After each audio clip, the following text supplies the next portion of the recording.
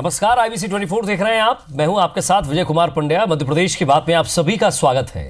मध्य प्रदेश में टिकट को लेकर कांग्रेस बीजेपी दोनों ही पार्टियों में पेच फंसता नजर आ रहा है और ये पेच क्यों है ये भी आपको बताएंगे कि बीजेपी ने अब तक 18 सीटों पर अपने उम्मीदवारों के नाम की घोषणा कर दी है। वहीं बड़ी सीटें, वो बड़ी सीटें जिन्हें बीजेपी का गढ़ माना जाता है, किला माना जाता है, वहां नाम को लेकर पेच फंसा हुआ है और ये पेच क्यों है ये भी हम आपको बताएंगे। स्थिति यह है कि कांग्रेस में भी कोई बेहतर काम टिकट को लेकर अभी तक नहीं हुआ है। कांग्रेस अब तक 9 सीटों पर उम्मीदवारों के नाम का ऐलान कर चुकी है, लेकिन बाकी सीटों पर कांग्रेस के पास चेहरों का टोटा है और इसीलिए ही कांग्रेस इंतजार कर रही है कि बीजेपी लिस्ट जारी करे, उसके पीछे हम अपनी लिस्ट जारी कर दें। अब सवाल यह है कि क्या कांग्रेस बीजेपी के प्रत्याशियों की घोषणा का इंतजार जनता कर रही है, पार्टी कार्यकर्ता कर रहे हैं और चेहरे कौन होंगे इसको लेकर पेच फंसा हुआ है और साथ ही साथ किसे टिकट देंगे जिसे विरोध ना झेलना पड़े। ये रिपोर्ट देखिए जरा, उसके बाद डिबेट करते हैं।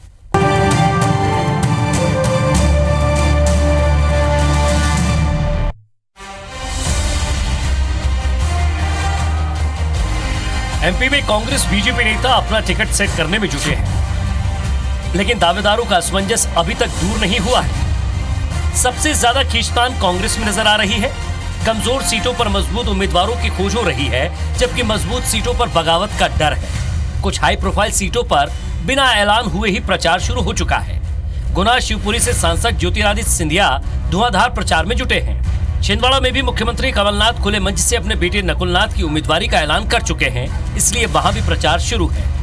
कमलनाथ जी पहले भी स्पष्ट कर चुके हैं कि हमारे 29 नाम तैयार हैं, सारे दावेदार हमारे तैयार हैं, सारे उम्मीदवारों के नाम फाइनल हो चुके हैं, लेकिन हम भाजपा की सूची का इंतजार कर रहे थे। भाजपा की सूची में देर हो रही थी, भाजपा की पूरी सूची आ जाए, हमारी भी सूची सामने आ जाए कि हमारे सारे उम्मीदवार भाजपा के उम्मीदवारों का मुकाबला करने के लिए तैयार हैं। प्रत्याशी उतारने के मामले में बीजेपी कांग्रेस से काफी आगे है। कांग्रेस ने 9 उम्मीदवार उतारे तो बीजेपी 18 प्रत्याशी उतार चुकी है, लेकिन बीजेपी अपनी इस लिस्ट में अपने गढ़ में इंदौर, जबलपुर, ग्वालियर और भोपाल जैसी सीटों पर ही फैसला नहीं कर पाई है। कोई कठिनाई नहीं है, नाम तय होंगे, जल्दी ही नाम तय होंगे और आप सबके सामने आएंगे। सारे सस्पेंस बहुत जल्दी समाप्त हो जाएंगे। माना जा रहा है कि कांग्रेस पार्टी इंतजार कर रही है कि बीजेपी की लिस्ट पहले आ जाए। बीजेपी से जिन बड़े नेताओं का टिकट कटेगा उन्हें कांग्रेस पार्टी अपने यहाँ से जगह दे सकती है। सुधीर दंडोतिया, IBC 24, भोपाल। तो हाल फिलहाल में बीजेपी ने 3 सीटों पर, वो 3 सीटें भी आपको बता देते हैं, बालाघाट, खरगोन और राजगढ़ से अपने प्रत्याशी घोषित किए हैं और उनकी ये तस्वीरें भी आपको पीछे दिख रही होंगी। लेकिन पेच ये फंसा हुआ है कि आखिर ये जो पहली तस्वीर आप देख रहे हैं, पूर्व मुख्यमंत्री शिवराज सिंह चौहान, इन्हें कहां से उतारेंगे? विदिशा सीट पर क्या होगा? ग्वालियर सीट का क्या हाल है और इंदौर पर कौन उतरेगा? इसको लेकर पेच फंसा हुआ है। अब सवाल यह भी है कि कांग्रेस सिर्फ इंतजार ही कर रही है क्या वो इंतजार कर रही है बीजेपी के टिकटों का? और एक तरफ कांग्रेस अगर ये कह रही है कि हम मजबूत प्रत्याशी उतारेंगे, तो एक मांग ये भी आ रही है कि ज्योतिरादित्य सिंधिया को इंदौर से टिकट दे सकते हैं क्या? इस पर हम बातचीत करेंगे। हमारे साथ हमारे गेस्ट जुड़ेंगे, उनसे भी हम बात करेंगे। लेकिन एक महत्वपूर्ण उद्देश्य ये इस डिबेट का कि काफ़ी लेट हो रही है ये सूची, और साथ ही साथ इस सूची के साथ साथ पार्टी कार्यकर्ताओं के अंदर भी रोष उत्पन्न हो रहा है। और पिछली तरह जिस तरह हम डिबेट में हम बात कर चुके हैं कि कहीं ना कहीं जो टिकट बांटे गए हैं उसको लेकर असंतोष भी है, चाहे वो ज्ञान सिंह का हो या फिर और बाकी प्रत्याशियों का। रवि सक्सेना साहब कांग्रेस प्रवक्ता हमारे साथ जुड़ रहे हैं, गोविंद मालू जी बीजेपी प्रवक्ता हमारे साथ जुड़ गए हैं। सबसे पहले रवि सक्सेना साहब, 9 सीटें जब आपने उन पर टिकट घोषित किए, नाम घोषित किए, उसके बाद से ही शायद गायब हो गई है सूची। कहां है सूची, कब तक आएगी, इंतजार कितना? और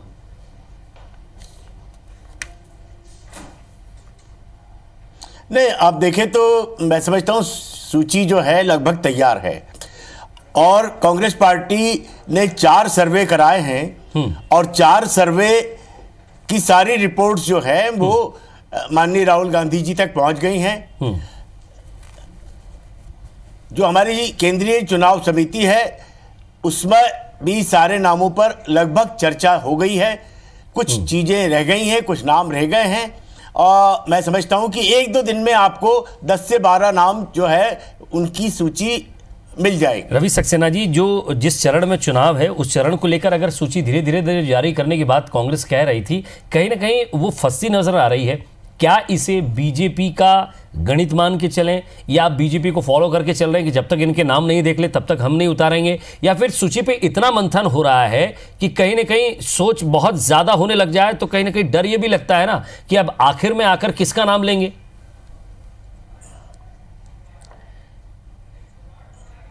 नहीं, अगर आप देखें तो मध्य प्रदेश में जो चुनाव है वो तृतीय और चतुर्थ चरण में ज्यादा हैं। प्रथम चरण में जहां होना है वहां के ऑलमोस्ट सारे नाम आ गए हैं। मेरा आपको केवल यह कहना है कि कांग्रेस पार्टी कभी भी किसी को फॉलो नहीं करती है। हम अपने सर्वे के आधार पर टिकटों का वितरण करते हैं। आपने देखा होगा विधानसभा में भी हमने लगभग 90 लोगों को, नए लोगों को टिकट दिया था, जिसमें से 51 जीत के आए हैं। अभी भी आपने जो हमारी सूची देखी होगी उसमें आपने देखा होगा बैतूल में एक नए युवा को हमने दिया है। आप अगर बैतूल में देखें वहां हमने एक नए युवा को टिकट दिया है। तो आप देखेंगे लगातार जिस तरह से हमारी लिस्टें आएंगी उसमें आपको बहुत सरप्राइज होगा। जैसे कि दिग्विजय सिंह जी का नाम भोपाल में आने के बाद पूरी भारतीय जनता पार्टी में खलबलाहट मची है। भोपाल में नाम तय नहीं कर पा रहे हैं। जिस भी नेता को कहा जाता है वो कन्नी काट के भागता नजर आता है। बोला ये तो आरोप करो, ये आरोप भी बहुत अब ज्यादा दिन तक नहीं चलेगा। भोपाल सीट सर, उस पर नाम आपका नाम जारी हुए बहुत दिन हो गया और बीजेपी शायद लंबा सोच रही है, उस पर बहुत लंबा वक्त लगा कि गोविंद मालू जी, आज से 3 से 4 दिन पहले जब आपकी मेरी बात हुई थी तो आप भी यही कह रहे थे, देखना हम बहुत मजबूत प्रत्याशी उतार रहे हैं, आप कल तक का इंतजार कर दीजिए, परसों तक का इंतजार कर दीजिए। 3 दिन आज हो गए हैं, 3 दिन में 3 नाम और नए लेकर आए हैं आप, जिनमें एक बालाघाट, खरगोन और राजगढ़ से प्रत्याशी घोषित किए हैं। अगर राजगढ़ छोड़ दिया जाए तो 2 जगह आपने नए प्रत्याशी उतारे। सवाल यह है कि अब ऐसे में कब तक इंतजार करेंगे, क्योंकि पार्टी कार्यकर्ताओं को, साथ ही साथ बूथ कार्यकर्ताओं को, और वो कार्यकर्ता जो लोगों को लेकर बूथ तक जाते हैं उन तक आप नाम तक तो पहुंचाइए, वरना फिर बहुत ज्यादा वक्त नहीं है, प्रत्याशी अपना प्रचार नहीं कर पाएगा। विजय जी, बेसिक अंतर भारतीय जनता पार्टी और कांग्रेस में है। वो ये है कि हमारे यहाँ संगठन सर्वोपरि है, उनके यहाँ व्यक्ति सर्वोपरि है।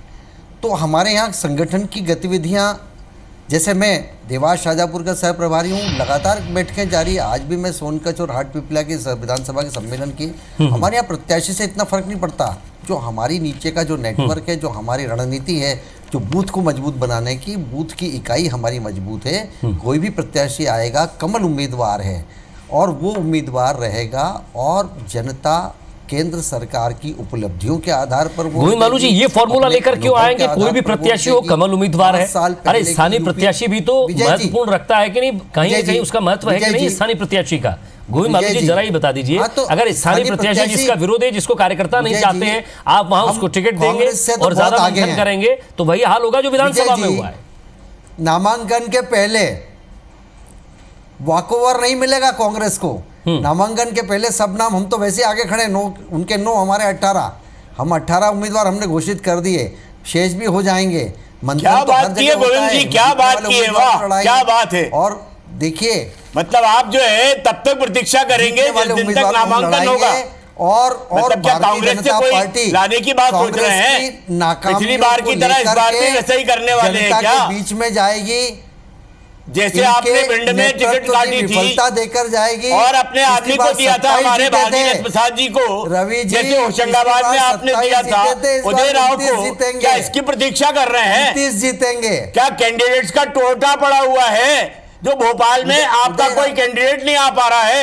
माननीय दिग्विजय सिंह जी के सामने क्या कांग्रेस पार्टी से उम्मीदवार लाके खड़ा करने वाले हैं?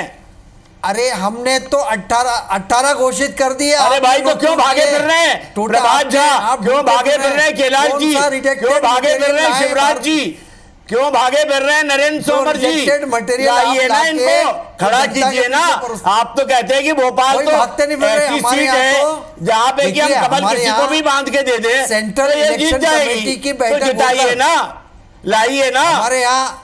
हमारे यहाँ कोई भी नेता, ओहो आप ही क्या होती है? तो सब ले आएंगे, क्या होती नहीं है, आप ही एक जमीनी है और इसीलिए आपको जमीन दिखा दी गई। अभी मध्य प्रदेश में भोपाल में सरकार दी गई है, छोटा कार्यकर्ता भी लड़ा देंगे ना, ने जमीन दिखा दी है। सुनिए मेरी बात, दिग्विजय सिंह जी की लोकप्रियता पता लग जाएगी। मेरे जैसे छोटे आदमी को भी टिकट दे देंगे तो दिग्विजय सिंह जी हार जाएंगे 2 लाख से। ये बातें जरूर होती है, 2 लाख से हारेंगे। ये बात आप हमेशा से करते आए कि को टिकट दे देंगे, लेकिन गोविंद जी आपकी तरफ से भी कई बार टिकट मांगा गया, ना लोकसभा ना विधानसभा ना ही नगर निगम। जनता पर उपेक्षा क्यों हो रही है आपकी? हम तो बहुत आगे खड़े हैं। से पहले आप रिजल्ट देना चाहते हो, व्यक्तिवाद नहीं, हम तो काम के आधार पर जान रहे हैं और आप नाकामियों के आधार पर जनता के बीच में पहचाने जा रहे हैं। कौन सा काम किया है? काम के आधार पर पहचाने जा रहे हैं। जनता ने जनता का काम लगाने का काम किया। एक काम गिना दो, एक काम गिना दो। जनता को बैंड गोविंद बालू जी एक काम गिना दो, जनता एक काम मोदी सरकार का गिना दो। हमारे उम्मीदवार कि आपने काम किया हो, उम्मीदवार जनता का काम लगाने के अलावा आपने काम क्या किया है? चुनाव होंगे, जब परिणाम आएंगे तो ये जो फर्जीवाड़ा आपका चलिए उन्होंने काम पूछा है, काम बता दीजिए मोदी सरकार का जिसको आप लेकर नीचे पहुंचेंगे। हटाओ के बाद वो तो आप विधानसभा चुनाव में भी कहते थे, हमारे पास तो विधानसभा चुनाव के समय जनता ने आपको जमीन सटा दी। भ्रष्टाचार मुक्त सरकार, रोज एक भ्रष्टाचार का किस्सा आता था यूपीए सरकार में, एक भी स्कैंडल, एक भी स्कैम। वो आपकी सरकार के काम पूछ रहे हैं, आप उनके भ्रष्टाचार बता रहे हैं। कर पाया। ये पिछले 5 साल के काम पूछ रहे हैं, जिसको लेकर आपका प्रत्याशी नीचे पहुंचेगा। सुशासन देना। अरे 5 साल से मोदी सरकार का चूड़ियां पहन के बैठी है। एक आध घपला घोटाला साबित तो करके दिखाते हैं। 150 योजनाएं। मोदी सरकार जो है क्या चूड़ियां पहन के बैठी है? किसानों की आय दुगनी करने का काम। अरे मैं तो पूछ रहा हूँ, क्या चूड़ियां पहन के बैठी है? 5 साल से एक आध भ्रष्टाचार तो निकाल देते क्या, जिसके ऊपर आप बात करते थे 2G कोयला। इसका भ्रष्टाचार आप निकालते, हमारा आप में अगर प्रमाणित आपके पास होता, ये फिजूल की बलप्पेबाजी से नहीं होता। हमने तो प्रमाणित निकाले। आपके यहाँ तो किस तरह से कैग ने निकाला, बल्कि आपके नेता ने ये कहा बोल रहे थे कि आपने 2G का मामला फर्जीवाड़े से चलाया। ये आपका काम है। चलिए आप दोनों की डिबेट खत्म हो गई है तो मैं भी कुछ कह दूं सर। अखबार रंगे जा रहे सक्सेना जी, गोविंद बालू जी, मेरी आवाज मिल रही है आपको? कांग्रेस को डूबता जहाज है। बालू साहब रुकिए ना। रवि जी आप भी कूद जाइए। केवल एक बात कहना चाहता हूँ, होने वाला नहीं है। 3 अंकों में नहीं जाएगी भारत में एक भी काम किया हो मोदी जी ने तो बता दीजिए। मैं ये पूछ रहा हूँ कि लिस्ट क्यों नहीं आई? आप पूछ रहे हैं कि ये यूपीए सरकार के आप घोटाले गिरा रहे गोविंद बालू जी, वो आपसे कह रहे 5 साल का काम बता दीजिए। मैं रवि सक्सेना साहब आपसे पूछ रहा हूँ, आप अपने टिकटों के नाम बता दीजिए। तो हुआ क्या? रवि सक्सेना साहब आप ये बता दीजिए। चलिए भोपाल से आपने एक शिगुफा छोड़ दिया, तक से आपके नेताजी हजूरी, इंदौर से आप किसको उतार रहे हैं, विदिशा से आप किसको उतार रहे हैं? और जब ज्योतिरादित्य सिंधिया अगर प्रचार कर ही रहे हैं, उनकी धर्मपत्नी अगर प्रचार कर ही रही है और अगर मुख्यमंत्री के बेटे प्रचार कर ही रहे हैं, तो फिर उनका नाम, उनकी घोषणा करने में इतना समय क्यों लग रहा है आप लोगों को? मैंने डिबेट के पहले आपको कहा था घोषणा कर देते कि 1-2 दिन में सारे कम से कम 10 नाम आपके सामने आ जाएंगे। चाहे वो गुना शिवपुरी का मामला हो, चाहे वो खंडवा का मामला हो, चाहे छिंदवाड़ा का मामला हो, चाहे विदिशा का मामला हो, आप देखेंगे सारे जगह के टिकट जो है कल तक घोषित हो जाएंगे। कल तक घोषित हो जाएंगे। मालू साहब आप बताइए, आप फिर 2-3 दिन बोल दीजिए, फिर 2-3 दिन बाद मुलाकात करेंगे, ऐसा ही चलता रहेगा? हमारे यहाँ भी शीघ्र घोषित होंगे, इंतजार करिए। हम आगे खड़े, 18 टिकट घोषित कर दिए हमने, 29 में से 11 ही बचे हैं। ऐसा क्या मंथन चल रहा है गोविंद बालू साहब? मैं समझता हूं कि आपकी पार्टी एक बड़ी पार्टी है, आप कहते हैं विश्व की सबसे बड़ी पार्टी है, साथ ही साथ ये भी कहते हैं कि निचले स्तर तक कार्यकर्ता है। ये समझ में नहीं आ रहा, आप जो नाम लेके आते हैं उसका विरोध शुरू हो जाता है। दूसरा ये कि आप हारे हुए प्रत्याशियों को टिकट दे देते हैं। आखिर क्या कार्यकर्ताओं से तालमेल नहीं बैठ रहा है क्या? ये किस प्रकार का सर्वे किया जिसमें कार्यकर्ताओं से बात नहीं हुई? हमारे यहाँ पर कोई कार्यकर्ता असंतुष्ट नहीं है, कोई नाराज नहीं है। तो फिर ये हम लोग क्या दिखा रहे हैं? हम लोग झूठ दिखा रहे हैं गोविंद बालू साहब, हम लोग झूठ दिखा रहे हैं? नहीं, किसके खिलाफत हुई? किसके खिलाफ बालू जी, आप सीनियर लीडरों में गिने जाते हैं, आप तो और पढ़े लिखे व्यक्तियों में भारतीय जनता पार्टी में गिने जाते हैं। आप तो कम से कम इतना बुलंद झूठ मत बोला करिए। चलिए गोविंद बालू साहब ये बता दीजिए, चलिए मैं आऊंगा रवि सक्सेना साहब आपके पास। गोविंद बालू साहब, आप लगातार जा रहे हैं, शाहजहांपुर भी गए, आपने जिस तरह बताया आप गए हैं, सावेर भी गए होंगे, सबदुर गए हैं। सवाल ये है, इंदौर से टिकट का फाइनल हो रहा है, क्या सुमित्रा महाजन ताई का टिकट फाइनल हो रहा है तो क्या उनका नाम आगे है या फिर कोई कैलाश विजयवर्गीय जी का नाम जिस तरह से आगे कर रही है पार्टी के कुछ लोग, उनको मिल रहा है? क्या पसोपेश है? अरे एक सीट जिसे आप सालों से जीतते आ रहे हैं, 8 बार की सांसद हैं, उस सीट पर आपको प्रत्याशी उतारने में ऐसी क्या तकलीफ हो रही है? ये केंद्रीय नहीं, कोई तकलीफ नहीं हो रही है। केंद्रीय नेतृत्व ने सब कुछ मंथन कर लिया है, सबके बीच में सामूहिक नेतृत्व हमारे यहाँ। आप क्या घूंटी उछालेंगे क्या सर? इतना ज्यादा अगर मंथन करेंगे तो सब डिस्कशन हो चुका है, अनाउंस होना है, अनाउंस हो जाएगा। रवि सक्सेना साहब, आप इंदौर में क्यों रुके हुए हैं? रवि सक्सेना साहब, आप बता दीजिए। चलिए, ये बहुत मंथन कर रहे हैं, बहुत ज्यादा विचार कर रहे हैं, बहुत ज्यादा मंथन कर रहे हैं, और पता नहीं उसमें से कौन सा ऐसा व्यक्ति होगा जिसका नाम लेकर ये सामने आएंगे। हमेशा ही होता है। रवि सक्सेना साहब, आपके यहाँ से इंदौर से ऐसा कौन सा चेहरा है जिसे आप आगे कर रहे हैं?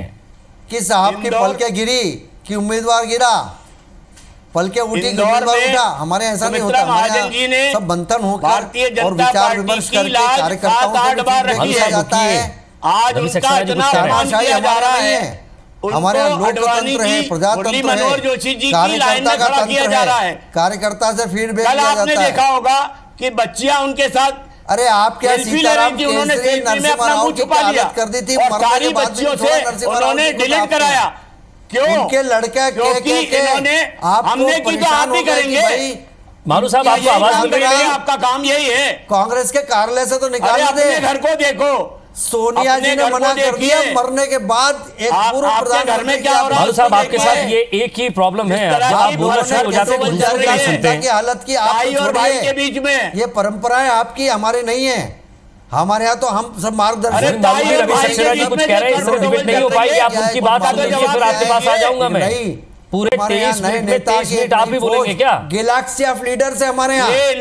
अगला राष्ट्रीय अध्यक्ष कौन होगा आप नहीं बता सकते, हम भी नहीं बता सकते। हमारे पता है आपके एक बात आपको कह दूंगा, एक छोटा सा एक बात आपको कह देता हूं यहाँ, अगर आप इस तरह से डिबेट करेंगे ना तो आप अपनी पार्टी की बात रख पा रहे हैं, ना अपनी बात रख पा रहे हैं, ना रवि सक्सेना जी की आप कुछ सुन रहे हैं। आप सुनिए तो सही, कौन क्या कह रहा है? की बात का जवाब दे रहा हूँ। अरे साहब, बात की जवाब कब तक देंगे? ना मेरी बात सुन रहे हैं आप, ना रवि सक्सेना जी की बात सुने, तो जवाब कौन सी बात का दे रहे हैं आप? रुकिए, अब आप रुकिए गोविंद बालू साहब, अरे सीनियर लीडर हैं आप, मैं बड़ा सम्मान करता हूं आपका। रुकिए रवि सक्सेना जी, रवि सक्सेना रुकिए, धैर्य रखिए, इतनी घबराहट की जरूरत नहीं है जी। रवि सक्सेना जी, इंदौर से किसे उतार रहे हैं? आपके पार्टी के कई कार्यकर्ता वहां से, कई नेता वहां से अपने दावेदारी जता चुके हैं, पार्टी को अपनी इच्छा जता चुके हैं। आपका टिकट नहीं हो पा रहा है।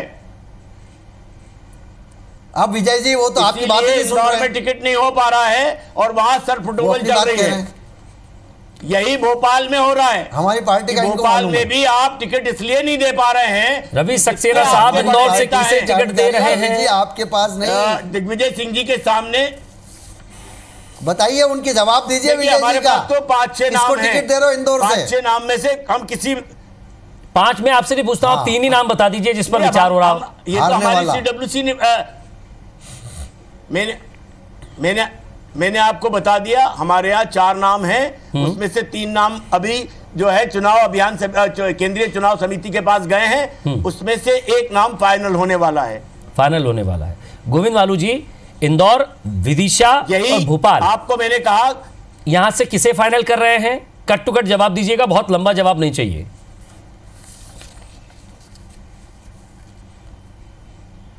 केंद्रीय चुनाव समिति ने, अरे साहब, आपसे कुछ पूछते हैं सीधा केंद्रीय चुनाव समिति में चले जाते हैं। अरे आप लोगों ने कौन से नाम भेजे हैं जब आप लोग वहां? हमारे यहाँ तो लोकतंत्र है, हमारे यहाँ कोई व्यक्ति जवाब नहीं देता है।